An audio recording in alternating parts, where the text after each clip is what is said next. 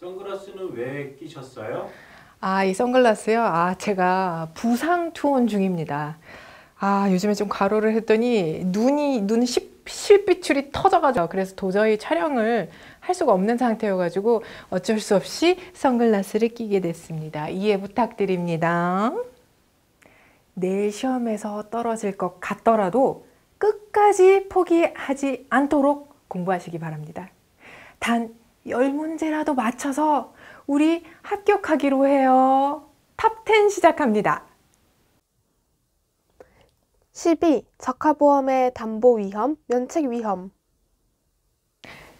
두둥 12.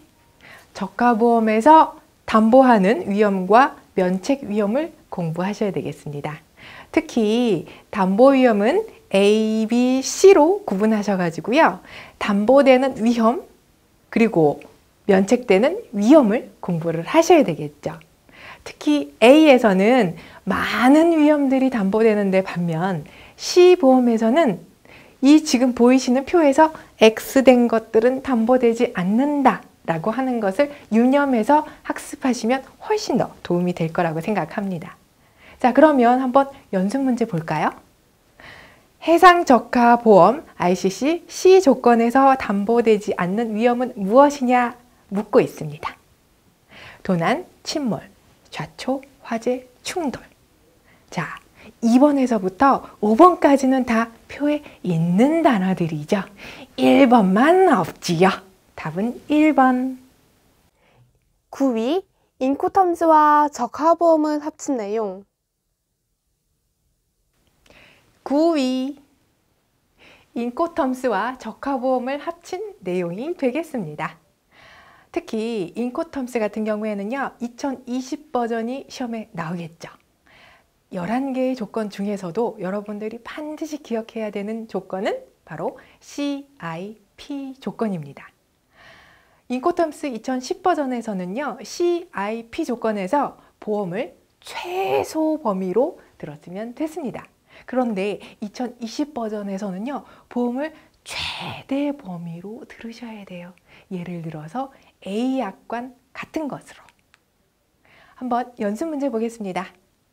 인코텀스 2020 CIP와 CIF 규칙에서 매도인이 매수인을 위해서 부보해야 되는 보험 조건을 골라라 이렇게 썼죠. 답은 바로 2번. 왜냐? CIP 조건에서는 A보험을 들은 거죠. 최대 보험이라고 말씀드렸습니다. 그런데 반면 CIF 조건에서는 어때요? 제일 작은 보험, C보험 들으시면 되겠어요. 다시 복습. CIP는 가장 넓은 보험, CIF는 가장 작은 보험. 8위. 복합 운송 루트.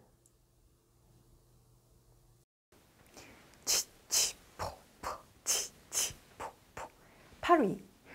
철도를 이용한 복합운송 루트. 자, 미대륙을 이용한 복합운송 루트가 있고, 그리고 아시아나 러시아를 이용한 루트가 있습니다. 미대륙을 이용한 루트 대표적으로 ALB, MLB, IPI, 리피 등이 대표적이고요. 그리고 러시아를 횡단하는 루트, 그 유명한 TSR, 그리고 중국을 경유하는 TCR이 대표적이죠. 아무리 몰라도 이 6가지는 알고 계셔야 되겠죠? 자, 그러면 이제 연습 문제 살펴보도록 하겠습니다. 다음 설명에 해당하는 복합운송 경로는 무엇이냐 써있죠. 자, 키워드.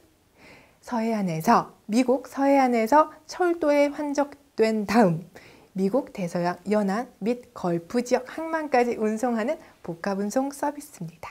바로 이것에 대한 답은 무엇입니까? MLB가 되겠습니다. 7위. 인코텀스.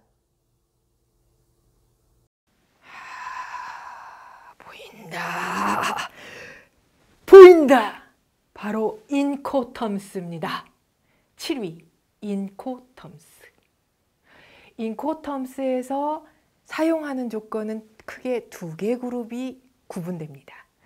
7가지로 구성되어 있는 모든 운송 방식에 사용할 수 있는 조건들이 있고, 또 두 번째 그룹인 해상 내수로에서 사용될 수 있는 인코텀스 4개가 있죠.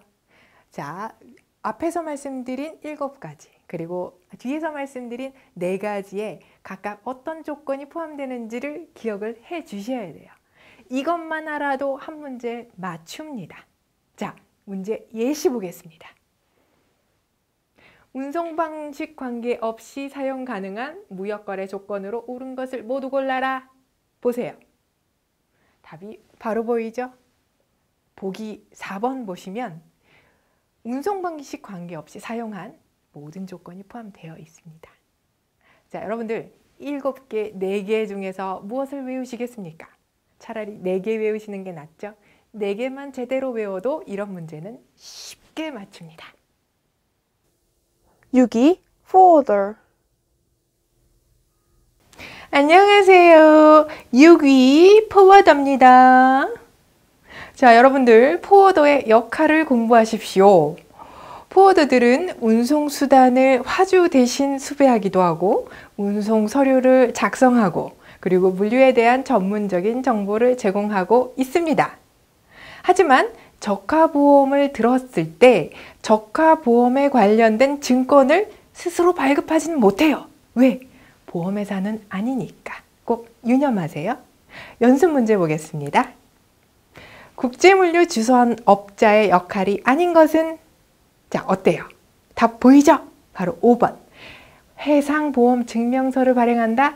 이거는 보험회사만 할 수 있는 거지요. 그래서 답은 5번. 5위 정기선과 부정기선. 5위. 정기선, 부정기선. 해상 운송 선박은요, 정기선과 부정기선으로 구분할 수 있죠. 정기선의 특징은 대표적으로 규칙적 항해를 한다. 그리고 표준화된 계약을 한다. 대상 화물은 컨테이너다. 운송계약은 선화증권을 기준으로 하고 있다. 그런데 부정기선은 불규칙적 항해의 성질을 갖고 있죠. 그리고 자유로운 계약을 하고 있습니다. 대상 화물은 벌크 화물, 운송계약은 용선계약서를 사용한다. 가장 중요한 차이점에 대해서 말씀드렸습니다. 자, 그러면 문제는 어떻게 출제되는지 보여드릴게요. 용선에 의한 부정기선 운송에 관련된 설명으로 옳지 않은 것은 불특정 다수 화물의 소량 화물, 공산품 등의 일반 화물이나 컨테이너 화물 등에 주로 이용된다 이렇게 써 있는데요. 이제 너무 쉽죠. 1번 틀렸어요. 왜냐? 1번은 정기선이거든요. 4위 항공 분야의 국제기구.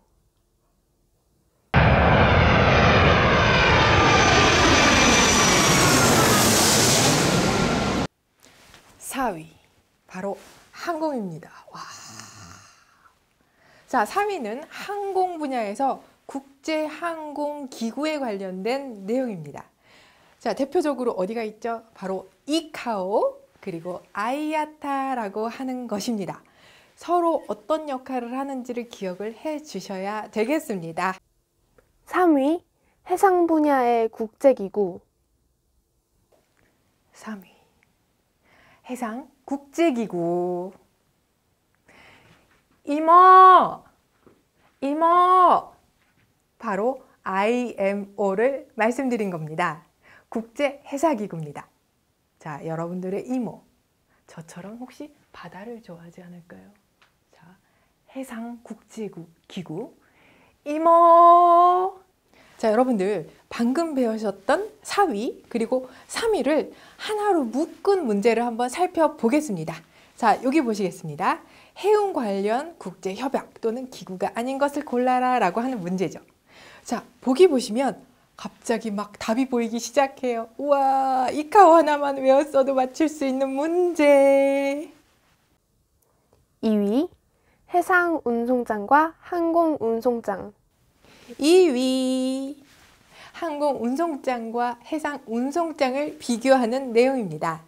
항공운송장은 에어웨이빌 그리고 해상운송장은 BL이라고 하잖아요. 자, 각자 유통성이 있는지 없는지 그리고 유가증권인지 아닌지 등에 따라서 구분을 할 수 있고요. 언제 선적을 하는지, 누가 발행을 하는지, 그리고 받는 사람의 란에 누구를 기입하는지에 따라서도 약간 차이점이 있죠. 바로 그 부분을 여러분들 잊지 말고 공략을 하셔야 되겠습니다. 자, 그래서 지금 한번 예시 문제를 보여드릴게요. 자, 여기 보세요. 선화증권과 화물 운송장에 대한 설명으로 옳지 않은 것을 골라라 라고 하고 있습니다. 1번 보겠습니다. 항공화물 운송장은 양도성이 있고 선화증권은 양도성이 없다라고 써 있죠. 여러분들 이거 보시면 마음이 불편하죠? 왜? 서로 반대이기 때문에. 대망의 1위. 국제물류 일반 중 글로벌 물류 환경 변화. 수리수리 마수리. 1위. 글로벌 물류 환경 변화에 관련된 내용입니다. 자, 이런 환경 변화는요, 효율성 측면, 그리고 사회적인 측면, 또 개발적인 측면으로 구분할 수 있겠어요.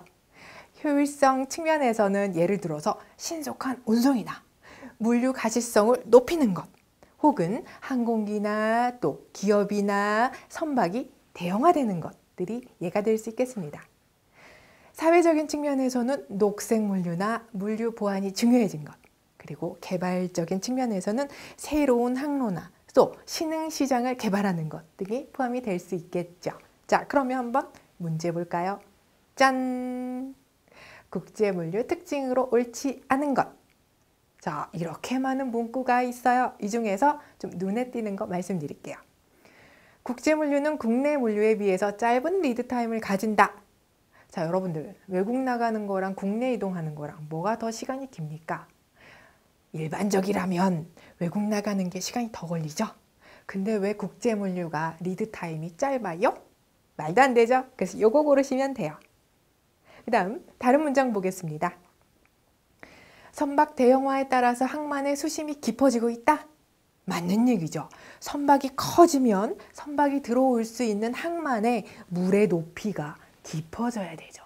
깊어져야 되는 거 정답. 부디 시험 준비를 하시는 여러분들은 시험 준비에 대한 걱정, 수심은 깊어지지 않기를 바랍니다. 여러분들 신지원 에듀에서 볼 수 있는 단기 완성 수업 혹은 벼락치기 수업, 그리고 시험 전에 볼 수 있는 물류TV에 있는 30분 요약 강의를 들으시고 반드시 합격하셔야 되겠습니다. 여러분들 시험 보시고 기쁜 마음으로 휴가 가야죠?